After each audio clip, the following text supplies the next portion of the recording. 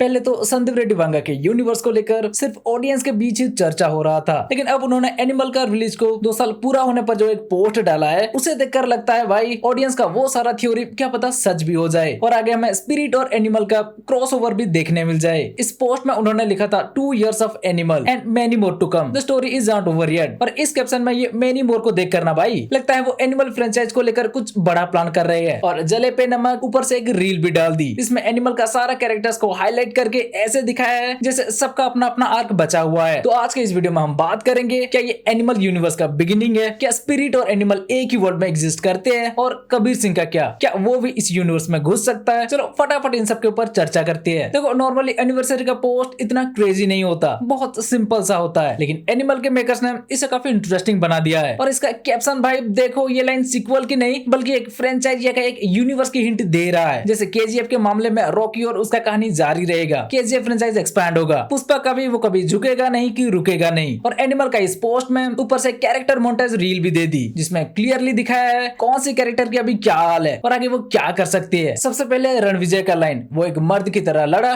और एक जानवर की तरह गुस्से में था। अब ध्यान दोगे तो ये लाइन सिर्फ रणविजय के एग्रेशन को डिस्क्राइब नहीं कर रही बल्कि ये क्लियरली एक डबल आर्क का हिंट दे रही है, जहाँ रणविजय का मैन वर्सेस एनिमल कॉन्फ्लिक्ट अभी खत्म नहीं हुआ, क्योंकि इनके परिवार के सिर्फ एक आदमी पर अटैक करने पर अगर रणविजय ऐसे रिएक्ट किया तो अभी तो अजीज इनका पूरा फैमिली पे अटैक करेगा। तो तब क्या इसके अंदर की जानवर अंदर शांत बैठा रहेगा? बिल्कुल नहीं, वो बाहर आएगा ही और इस बार और भयंकर रूप से। फिर आगे बलवीर सिंह के कैरेक्टर को लेकर वो लिखते हैं, सत्ता का राजा पर पछतावे की कैदी। ये लाइन तो भाई डायरेक्ट हिंट करती है बलवीर के पास्ट की और उसके डिसीजन पर एक सेपरेट स्टोरी लाइन बन सकती है। फिर आगे गीतांजलि की लाइन, उसके धैर्य ने उसे बांधे रखा लेकिन उसके दर्द ने उसे बदल दिया। अब ये लाइन को देखकर वो एक इमोशनल कैरेक्टर का सेटअप कर रहे हैं जैसे तो लग रहा है, लेकिन फिर भी उन्हें एनिमल पार्क में शायद उतना इंपॉर्टेंस नहीं मिलेगी। पर फिर भी गीतांजलि के दर्द, उसके ऊपर प्रेशर और उसका सैक्रिफाइस भाई, जैसे वो एनिमल के एंड में रणविजय को छोड़कर जा रही थी, उन्हें लेकर भी कुछ इंटरेस्टिंग दिखा सकते हैं। और इनके बाद जोया या कहे भाभी टू की लाइन, एक फुसफुसाहट जिसने उसकी किस्मत बदल दी। तृप्ति के कैरेक्टर को इतना पोएटिक लाइन देना ये नॉर्मल नहीं हो सकता। यहाँ क्लियरली हिंट है कि जोया की एंट्री एक डेस्टिनी शिफ्ट थी। इस कैरेक्टर में इतना मिस्ट्री ऐड किया गया है कि इसके ऊपर एक स्पिन ऑफ मटेरियल भी बन सकता है। इसका मतलब सिंपल है, जोया और भी सीक्रेट्स लेके आएगी। फिर आगे अबरार का लाइन,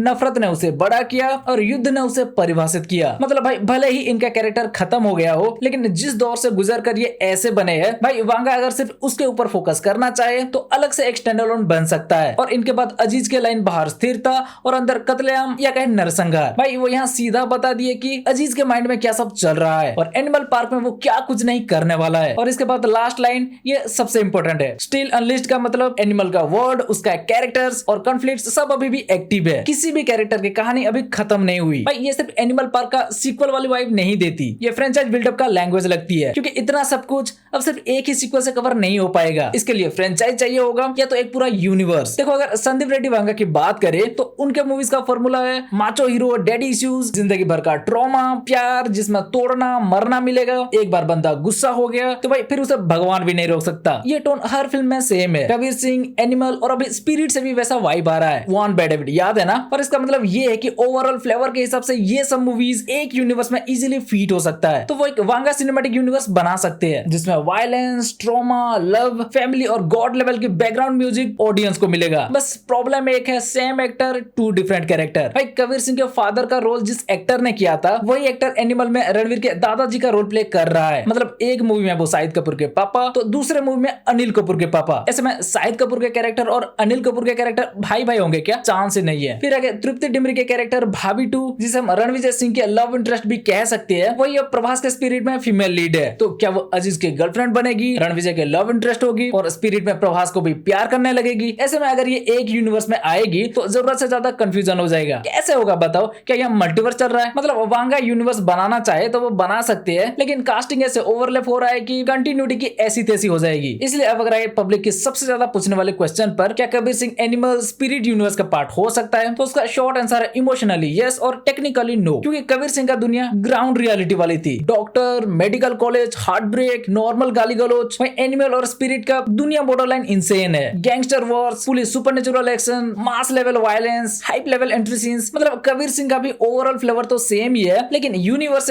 पॉसिबल नहीं लगता। इसलिए कबीर सिंह का क्रॉसओवर फैन सर्विस हो सकता है, प्रॉपर यूनिवर्स कनेक्शन मुश्किल है। लेकिन वहीं अगर बात करें स्पिरिट की, तो भाई एनिमल में रणवीर कपूर क्राइम कर रहा है और स्पिरिट में प्रभास पुलिस वाले हैं, तो इन्हें लेकर वांगा अगर कुछ क्रिएटिव करना चाहे तो वो कर सकते हैं। लेकिन यहाँ भी वही तृप्ति डिमरी वाली कास्टिंग ओवरलैप की वजह से क्या होगा पता नहीं। अगर ये भी कॉफ यूनिवर्स के जैसे दिमाग लगाना छोड़ दे या अजीज के जैसे कुछ प्लास्टिक सर्जरी की ट्विस्ट लाए तो पॉसिबल हो सकता है। पर इतना तो कंफर्म है कि एनिमल फ्रेंचाइज को लेकर वांगा कुछ बड़ा प्लान कर रहे हैं। अब वो स्पिरिट से कनेक्शन की या इस फ्रेंचाइज को एक्सपैंड करने की, वो तो हमें आगे जाके धीरे धीरे पता चलेगा। फिर चलो अब आप बताओ, आपको इस पर क्या कहना है? क्या आपको लगता है संदीप रेड्डी वांगा एक यूनिवर्स बना रहे हैं या ये सिर्फ हाइप बनाए रखने का एक निंजा टेक्निक है? जो कुछ भी इसे लेकर आप कहना चाहते हो हमें कमेंट सेक्शन में बता सकते हो। और अगर ये वीडियो अच्छी लगी हो तो वीडियो को लाइक, शेयर और चैनल को सब्सक्राइब कर दो। चलो फिर मिलते हैं अगले वीडियो में, बाय।